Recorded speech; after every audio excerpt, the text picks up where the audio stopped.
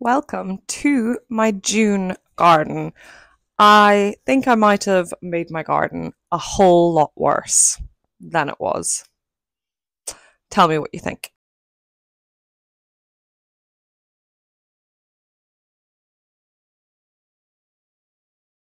Until today, I feel like my garden has gotten better with most of these videos, but today that is not the case. Today I get to show you some destruction. We have decided to build a pergola right here. This is the first part of it. And it's meant that we have dug up the Christmas tree in the corner. We've moved loads of things around. You can see this is just a big pile of mess. We've decided to get rid of the arbor and, some more mess over here, some more mess over here. So the garden has really, really gotten a lot messier over the last few days. Why are we building a pergola, you might be wondering? Well, so you can see, as I said, here's the start of it. We've cemented in the first post. And the main reason we're going to build a pergola here is that this is a very, very sunny part of the garden, especially in kind of from really 1 o'clock onwards. This gets loads and loads of sun on the days that we have sun. We are still in Scotland after all.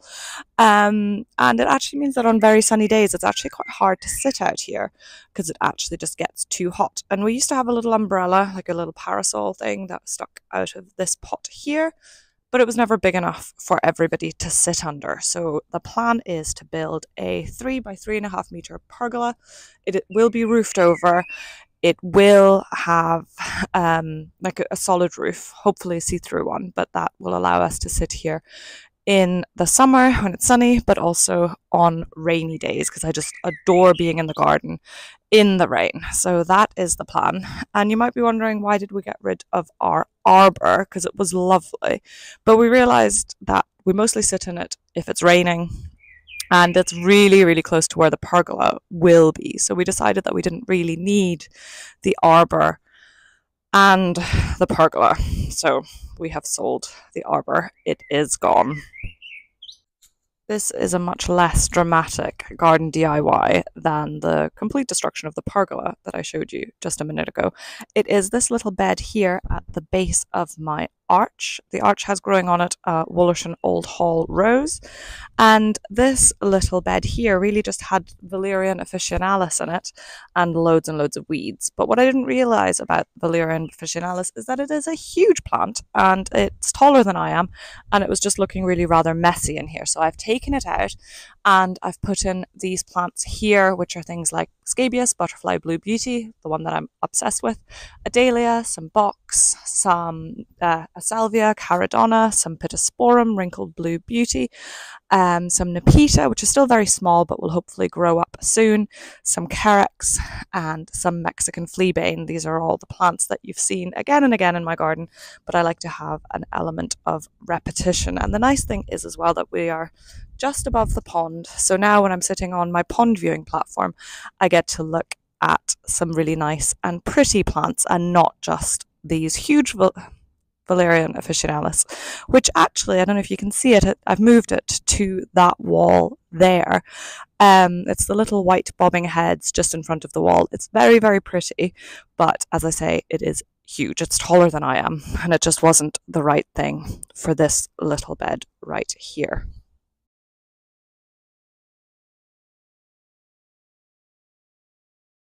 Stars of the June garden.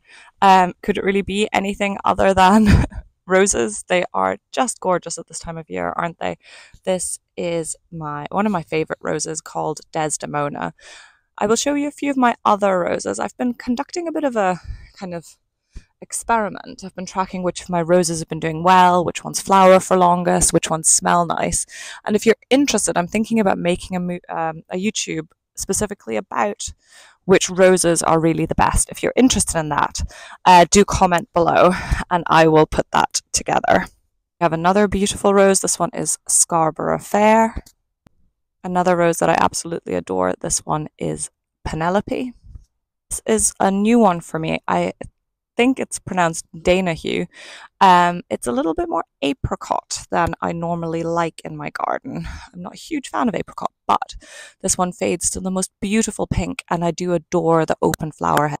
Another flower that for me is an absolute star of the June garden is the dahlia. So a lot of my dahlias are actually just unknown ones that I picked up from B&Q, but this one is called Night Silence, and I got it from Sarah Raven as a tuber. And as you can see, she's flowering already, and I just think she looks incredible. Those colours are just so unusual. And even though she's quite congested, she's got a lot of petals, she does have an open centre, which means that she's better for pollinators. This is another dahlia. This is one that I just picked up from B&Q, but I couldn't resist her because I just adore dahlias with open centres. As I say, they're better for pollinators, but I also love white dahlias. And the thing that you just can't really beat dahlias for is the length of flowering time. They will flower from now until the first hard frost. And I just love them. And I know they're a little bit old fashioned and some people really don't like them, but there are just so many different ones available that I would really, really strongly encourage you to have a look. Now is the perfect time to plant them. You will have months and months of flower power if you plant one now. This is another dahlia, and this is I'm just showing you this one because of what I was saying about the variety that you can get. This is just a cute, dinky little dahlia. But again, I just think she's so sweet, and she will just flower for absolute ages. Here is another one. Just too cute. Don't you agree? Let me know in the comments. Do you like dahlias? Do you grow them?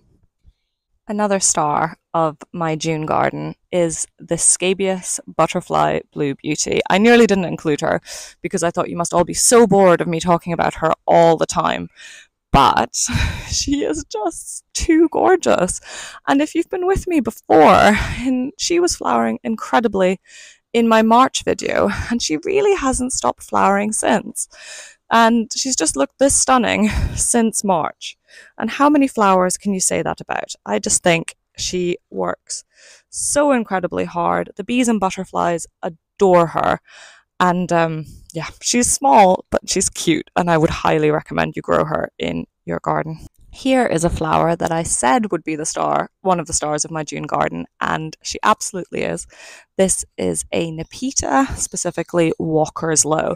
Now, there's something about her. She's really hard to get a good picture or a good video of, but she is just so gorgeous. The purple flower spikes remind me of lavender, but unlike lavender, this Nepeta grows really, really well in my Scottish garden.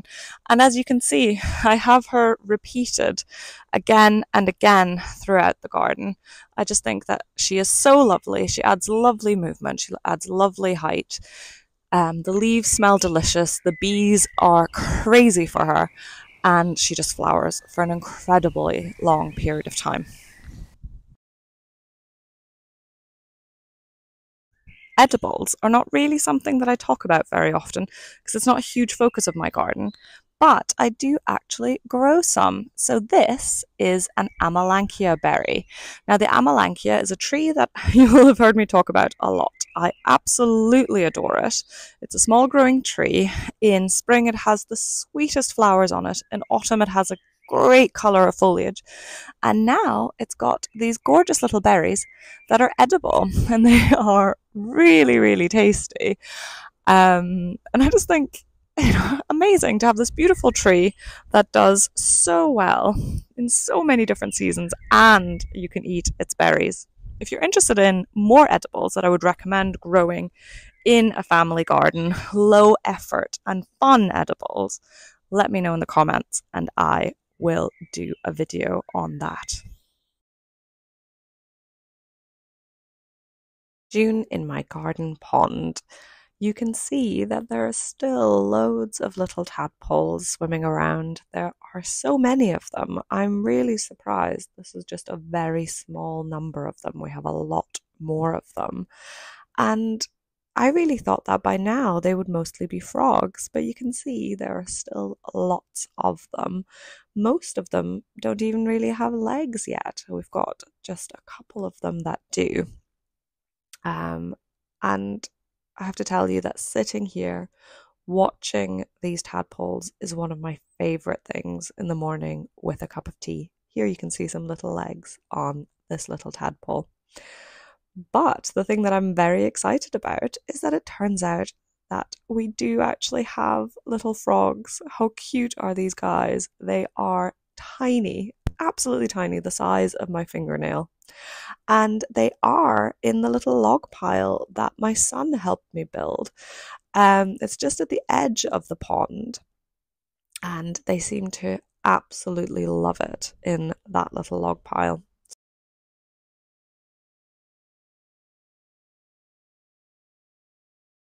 This is the part of the video that I am always the most nervous about. But I said that I would do it, and I am doing it. So here we go. A walkthrough of my June family garden. The veg bed is looking a little bit crazy, but we do have quite a few things growing in there. The raised bed, it's coming together. Some things I love about it, some things I don't so much. We've added these little crates at the base of the raised bed. These are actually IKEA crates that I painted and lined just to add a bit more colour. This is our terrace. It's gotten very windy. I apologise for the wind, but we are in Scotland after all. Our little terrace with little Archie on it. This is a part of the garden that I am actually really happy with. I love this border. If you remember, I think it was my March video, maybe February, where I actually turned this little area into a little border. Before then, the lawn just came right up to the path. But now I've got these gorgeous plants here that I get to look at as I walk through the garden. I love the shade of the plants on the path. For some reason, I'm not sure, but it really, really makes me happy. And this is very good timing. The sun has just come out. How beautiful is it when the sun shines through these plants? I just absolutely adore it. And it's taken a long time for things in my garden to really feel like they're coming together. But this is one space in the garden that I just absolutely love looking at. And it's good because I get to walk past it all the time. As here we have some of my favourites, a little Nepeta that I propagated that's just getting going, my geums, my roses. I have a lot of the same roses dotted throughout, and a lot of the same other plants, Nepetas, scabious, pittosporum, wrinkled blue. I try to do that so that there's a degree of cohesion in the garden, even though my garden is obviously quite busy. Here is the pond viewing platform, my arch with Wullerton Old Hall, climbing up over it, some of my scabious pots, and the terrace that I'm doing a brilliant job of destroying, which you've already seen. Oh, there's a little bird. I just love all the little visitors that we get in the garden. This is where the arbour used to be. This is the view of the terrace from the back gate. Now, this is one of those spaces that makes me realise how much progress we have actually made. Even though part of the garden is looking very messy, it just looks so much nicer than it used to when we took this place over. And if you are interested in a video on the kind of journey of this garden, how we made it look the way that it does now, the decisions I made, the thought process behind it all, let me know in the comments. I'm thinking about making that video, but I don't know if people would be interested in that. Anyway, building site, we are hoping to have this all done by July, by the next video. What do you think? Are we going to manage? I don't think we're going to manage to put a roof on it, but our aim is to get it framed up at least. And and get the paving done in the corner so that we've got somewhere nice to sit. What do you think? Will we manage it by the middle of July? A couple of weeks? Let me know in the comments. Here we are. There's a bit more rubble, a bit more mess for us to look at. You can see again the same plants repeated again and again through my garden. Some scabious, some Nepetas, all over the place, the same thing. A Desdemona rose, I must have 8 of those in the garden. Here we come onto one of my favourite places at the moment in the garden, the pond viewing platform. It's just been so busy with the frogs and the newts and the tadpoles. It's just a really, really lovely place to sit. And there's another view of the border that I've been working on, Wollerton Old Hall, this little border here. And then probably my kids' favourite place to sit in the garden, the egg chair. They are always, both of them, trying to sit on it. And it is a really, really gorgeous place to be. And here is the view of my border from the other side. Thank you. Archie and I are so happy that you joined us for this June garden video. And in July, hopefully, we'll have the pergola all finished. What do you think? Come back, check out my July video, and hopefully be amazed at the beauty of my pergola rather than the destruction that we currently have. Thank you for visiting. Do drop me a like if you enjoyed it, and see you in July.